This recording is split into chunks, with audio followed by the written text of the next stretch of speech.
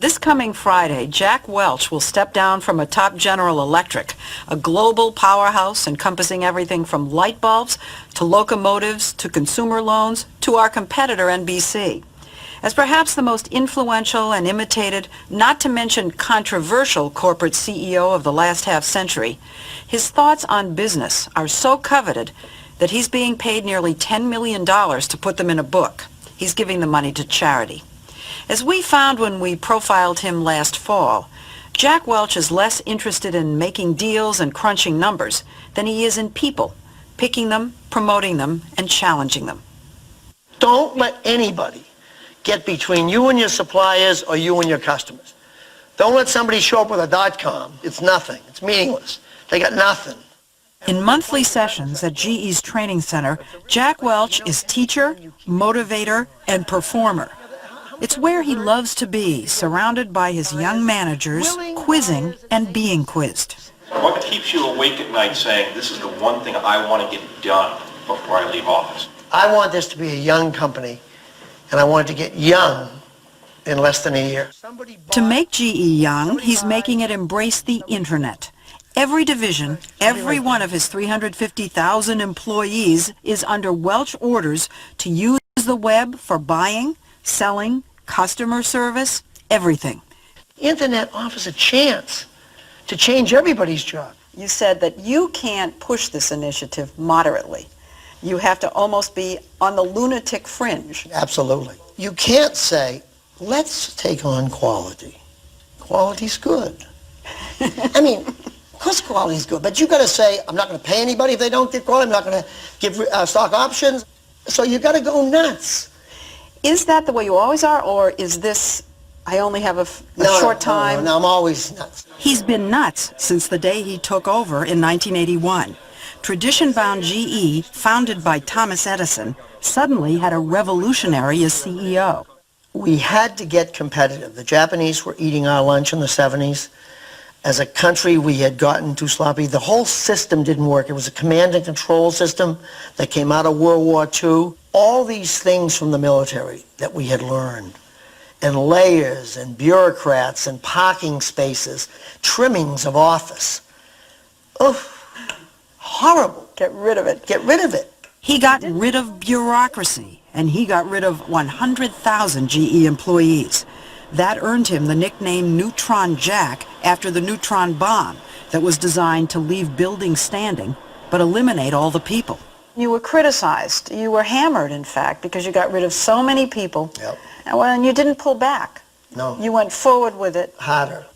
You know what surprises me? How many businesses you sold off that were GE. You sold off toasters. Right. Irons. Irons. You had to get out of those businesses. They were yes to these businesses. His bold moves didn't just change GE. A lot of his peers call the last 20 years of world business the Welch era. I think he did a number of things that changed the way you run business in the world, if not at least in this country. Larry Bossidy worked under Welch at GE, then left to run Allied Signal and briefly Honeywell. If you were to rank Jack Welch in a list of businessmen in the last 50 years, where would he rank? Oh, I think Jack would be one, and the second person would be far distant second. You could argue that we're the most competitive country in the world now. Well, it isn't all attributable to Jack, but I think he's done a lot of things that other people have emulated in businesses that gets us to that position of being the most competitive. He made GE competitive, not just by downsizing, but by pushing aggressively into financial services, strengthening high-tech divisions like jet engines, and buying scores of new businesses like medical equipment, even a TV network, NBC.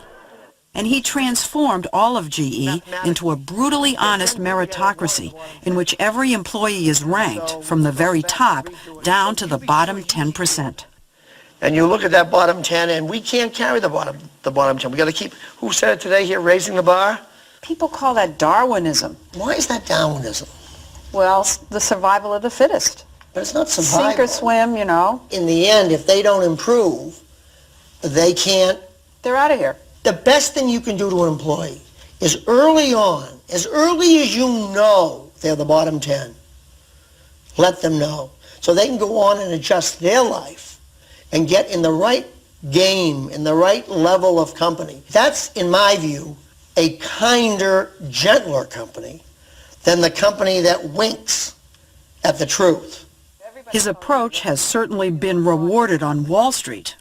If someone had bought $10,000 worth of GE stock the day you took over as CEO, what would it be worth today? It would be worth over $800,000. Oh, my word. Welch himself has made hundreds of millions. He has homes in New York, Florida, Connecticut, and here in Nantucket, where he indulges in his only passion aside from GE, golf. Good shot. His favorite partner is his wife Jane, who was a Wall Street lawyer when they met 12 years ago. Here we sit, fancy schmancy Nantucket. You grew up, were born 100 miles from here in Salem, Massachusetts. Quite a difference. Well, it was not 100 miles from here. It was light years from here. His father was a railroad conductor, his mother a housewife. Neither went past high school. Jane told us those humble beginnings are the key to him. He recalls what it was like. He calls it the nose against the glass. He had his nose pressed up against the glass a lot of the time when he was growing up. His greatest influence by far was his mother. He was an only child. Yes, and he was born to her late in life, and I think maybe she thought she wouldn't have a child, and so when he came along, it was her treasure. Look, I had this speech impediment, and I stammer, and she would just tell me all the time, it's because you're so smart. Your tongue moves, your tongue can't keep up with your mind.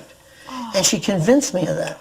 Oh, my God. I mean, she just convinced me over and over again. I'd come home with 4 A's and a B, and she'd give me hell for not having 5 A's, and then she'd hug me. So she knew how to kick and kiss, sort of, she really taught me that in many ways, to motivate and yet love. And she taught him at a very young age to be a ferocious competitor.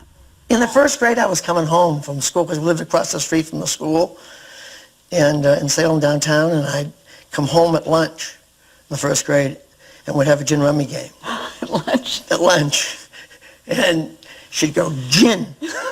And I'd get so mad. She made him into a fighter in sports. In school, he earned a Ph.D. in chemical engineering, in business, and in life. A couple of years ago, he had bypass surgery. Yes, the night before the surgery, he said, tomorrow, if something happens and they want to pull the plug, don't let them, because I will be fighting, whether you can see it or not. The stakes aren't always so life and death. He just acts as if they are. I can remember once he said, let's play ping pong for a game. I got 20 minutes or something. Ping pong? Ping pong. And the table was surrounded by hedgerows.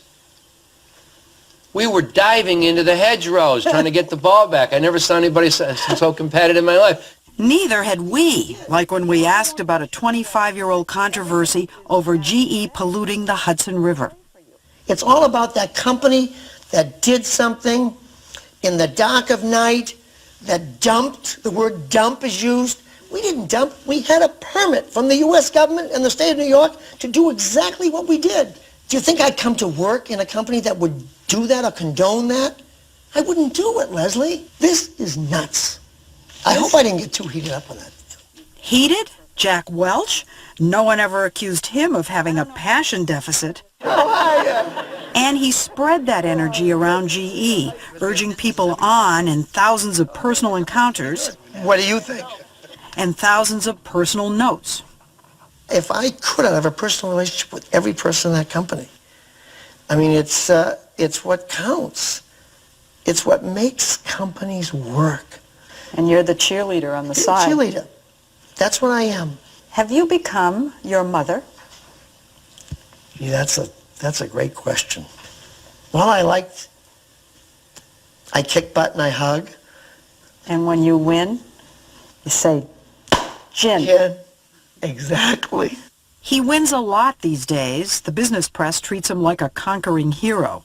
But critics complain that he forces his people to focus too much on the bottom line. What is a CEO's civic responsibility?